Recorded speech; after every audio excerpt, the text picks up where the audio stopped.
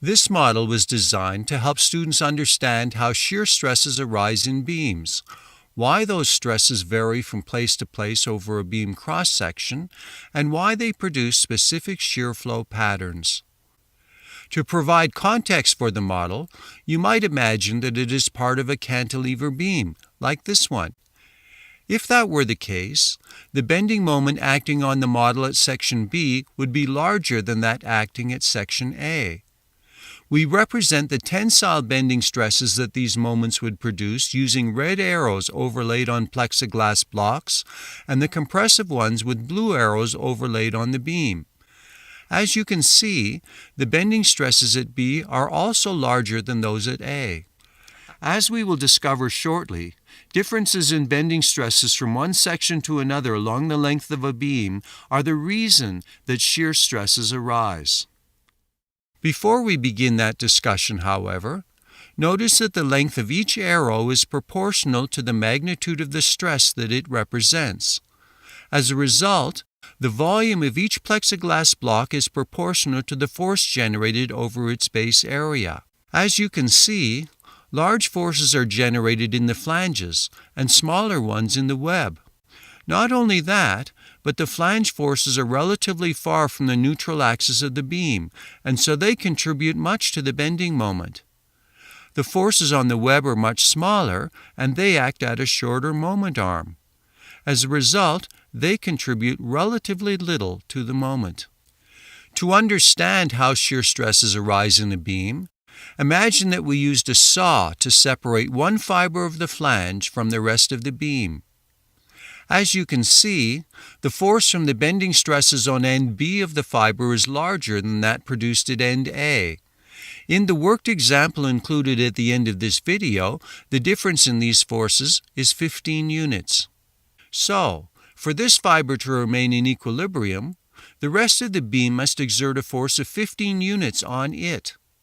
We treat the fiber as if it were a free body, and therefore draw the arrow on the fiber in the direction of the force that it exerts on it. At the same time that the beam is exerting a force of 15 units on the fiber is exerting an equal and opposite force on the rest of the beam, as shown by this arrow. As you can see, the forces between the fiber and the rest of the beam act parallel to the cut, and so we call them shear forces, and we represent them using arrows that have a single-sided head. In contrast, forces that act normal to a surface, like those produced by these bending stresses, are called normal loads, and we represent them using arrows that have symmetrical heads.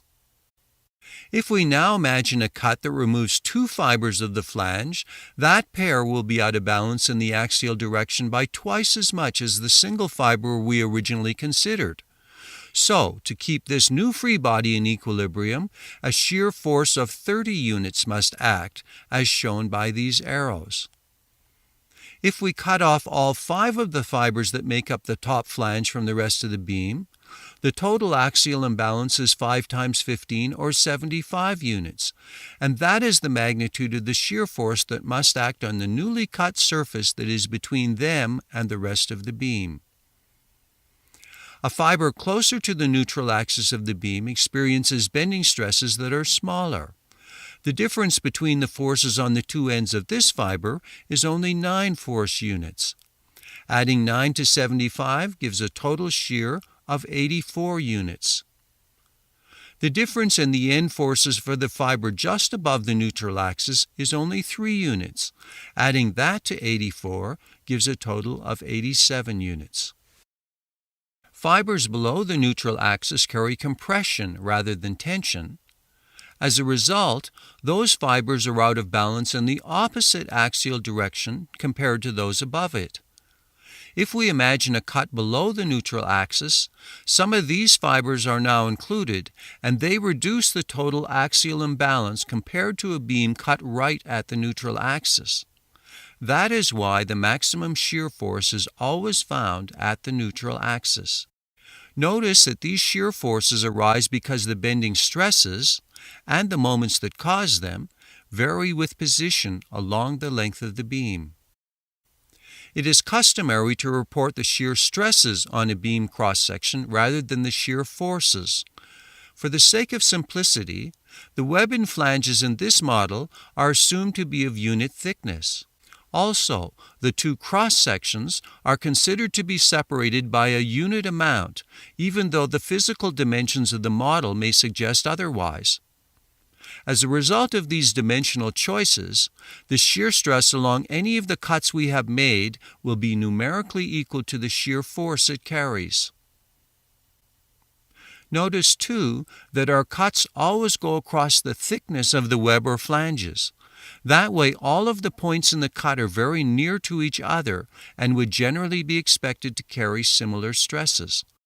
We never cut the flange parallel to its top surface, for example. Points along such a cut would be relatively distant from each other, and the stresses at various points along the cut would differ substantially. One can plot the magnitude of the shear stress as a function of the distance between the cut and the outer extremity of the flange. As you can see, the graph is linear, a result confirmed by the calculations shown on the right.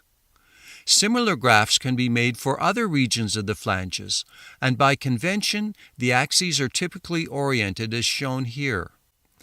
As these calculations show, the shear stress in the web takes a parabolic form. Plotting all of these graphs on a single figure reveals what is called the shear stress distribution for that cross-section. In order to understand shear flow, we must transfer the shear stresses we just calculated from their respective longitudinal cutting planes to the beam cross-section. We do that using the simple fact that shear in a plane always involves four matched stresses with arrows that go head to head and tail to tail. If we concentrate on this inside corner of a flange fiber, the shear on the cross-section must go tail to tail with the longitudinal stress arrow, and so it must point outwards, and its magnitude must be 15. If we focused on the outside corner of the adjacent flange fiber, we would get exactly the same result. We can show the shear stress on the cross-section using a single-sided arrow. At 2 fibers in, the shear stress is 30, and so that is the stress shown on the cross-section at that location.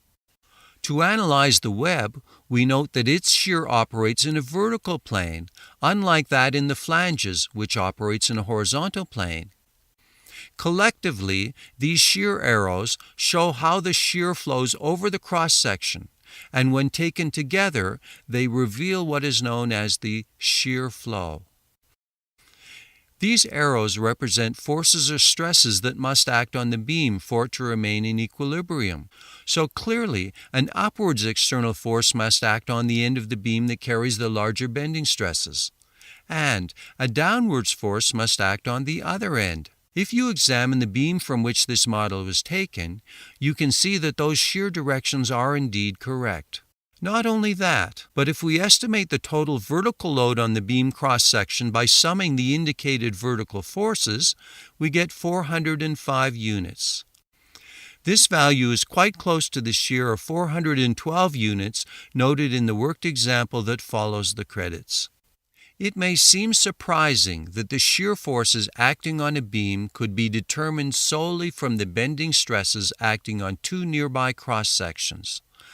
However, the differences between the stresses on those two sections are a direct result of changes in the bending moment m with axial position x. And that rate of change can be used to calculate the beam shear by using the well-known formula V equals dm dx. This relationship explains mathematically why shear and changes in bending moment are so closely related.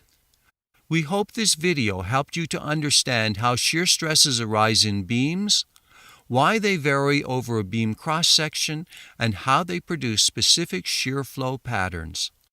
Thanks for watching.